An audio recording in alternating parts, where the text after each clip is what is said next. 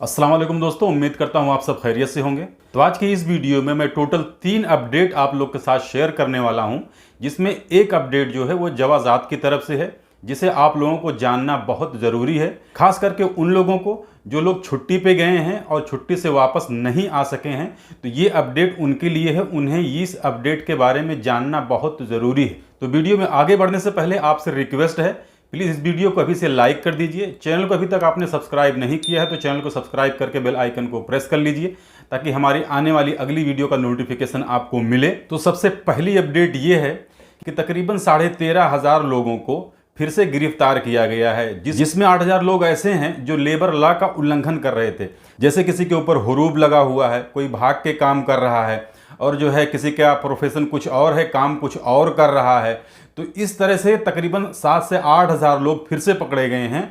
और ये जो गिरफ्तारी हुई है ये 16 जनवरी से लेकर के 23 जनवरी के बीच की है, यानी तकरीबन एक हफ्ते में इतने लोग गिरफ्तार किए गए हैं। बाकी जो 7-8 हज़ार लोग हैं वो बॉर्डर सिक्योरिटी का उल्लंघन कर रहे थे, जिसमें ज़्यादातर यमनी होते हैं जो सऊदी अरबिया के अंदर घुसते हैं बॉर्डर के जरिए से, और कुछ इथोपी होते हैं जो वो भी बॉर्डर के जरिए से घुसते हैं या फिर निकलते हैं। तो इन सब को मिला करके तकरीबन 13,500 लोगों की फिर गिरफ्तारी हुई है इस 7 दिन के अंदर, जिसमें आधे जो है वो बॉर्डर सिक्योरिटी का उल्लंघन कर रहे थे और आधे जो है वो सऊदी लेबर लॉ का उल्लंघन कर रहे थे। और बहुत से लोगों का ये सवाल रहता है जो कमेंट बॉक्स में कमेंट करके हमसे पूछते हैं कि भाई ये तफ्तीश जो है ये चेकिंग कब तक चलेगी। तो मैं आप लोग को बता देना चाहता हूँ, इसका कोई टाइम फ्रेम नहीं बनाया सऊदी अरबिया ने कि इस टाइम तक चेकिंग होगी। अब ये हमेशा चलता ही रहेगा और ये तकरीबन 2030 तक तो चलता ही रहेगा इस तरह से। तो आप इस बात को जान लीजिए कि ये चेकिंग वगैरह अब बंद होने वाली नहीं है। इसके अलावा जो तजारती पर्दापोशी का जो कानून आया था कवर अप सिस्टम का, उसके अलावा भी एक चीज़ की और चेकिंग चल रही है।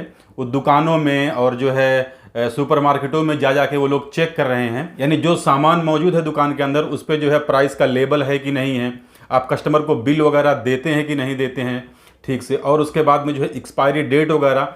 तो इस तरह की दुकानों में भी अब जो है चेकिंग शुरू हो गई है। और दूसरी अपडेट ये है कि अब कोई भी अगर इंडिया से दुबई के लिए जाना चाहता है, अरब इमारात के लिए जाना चाहता है, तो अब उसको पीसीआर टेस्ट की ज़रूरत नहीं है।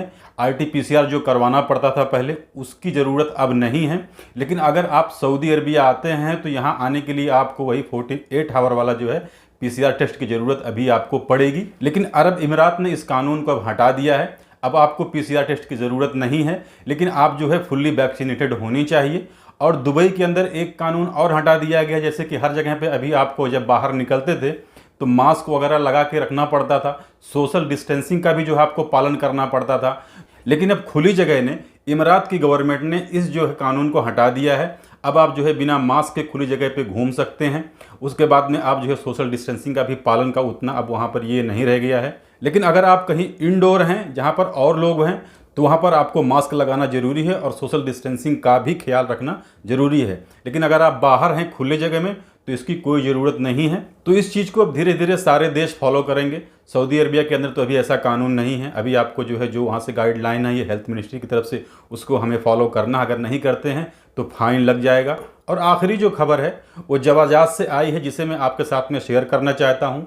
ये खबर उनके लिए है जो छुट्टी पे गए हैं लेकिन वापस नहीं आ पाए हैं।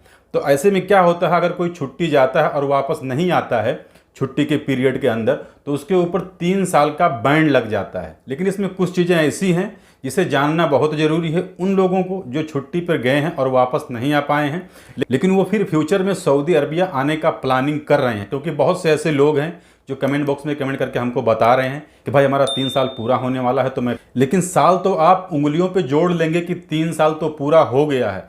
लेकिन इसमें एक छोटी सी जानकारी मैं आपको दूंगा, अगर इस जानकारी से आप चूक गए तो आपको यहाँ आने के बाद एयरपोर्ट से वापस जाना पड़ सकता है 3 साल के बाद भी। तो जवाजात से किसी ने सवाल किया था कि अगर कोई छुट्टी जाता है और वापस नहीं आता है तो उसके ऊपर जो 3 साल का बैन लग जाता है उसकी डेट कब से शुरू होती है। तो मिसाल के तौर पर अगर आप 3 महीने के लिए छुट्टी गए हैं और यहाँ के एयरपोर्ट पर जब आप जाते हैं तो जब वहाँ पर आपका स्टाम्प लगता है पासपोर्ट के ऊपर, तो वहीं से आपका जो है छुट्टी शुरू हो जाता है।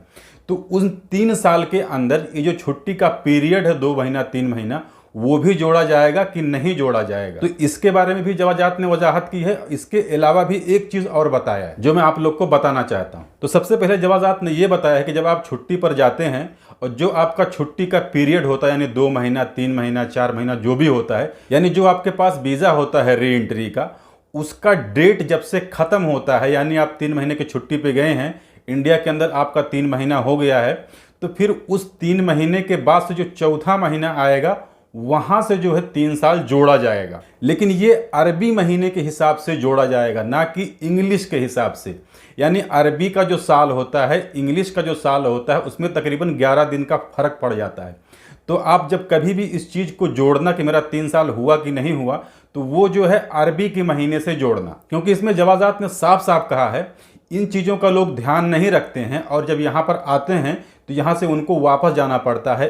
जब भी आप अपने 3 साल का बैन ख़त्म करके वापस सऊदी अरबिया आएँ तो एक बार डेट को अच्छी तरह से चेक कर लें, अरबी के महीने के हिसाब से, ना कि इंग्लिश के हिसाब से। तो ये थी आज की कुछ ज़रूरी अपडेट जो मैंने आपको बता दिया है। तो इस वीडियो में बस इतना ही। अगर वीडियो अच्छी लगी हो, जानकारी अच्छी लगी हो, तो वीडियो को लाइक कीजिए। चैनल को अभी तक आपने सब्सक्राइब नहीं किया तो चैनल को सब्सक्राइब करके बेल आइकन को प्रेस कर लीजिए ताकि हमारी आने वाली अगली वीडियो का नोटिफिकेशन आपको मिले। इसके अलावा अगर किसी का कोई सवाल है तो कमेंट बॉक्स में कमेंट करके हमसे पूछ सकता है। टाइम मिलते ही मैं ज़रूर रिप्लाई करूँगा। तो इस वीडियो में बस इतना ही। मिलते हैं फिर अगली वीडियो में। तब तक के लिए मुझे इजाज़त दीजिए। खुदा हाफिज़।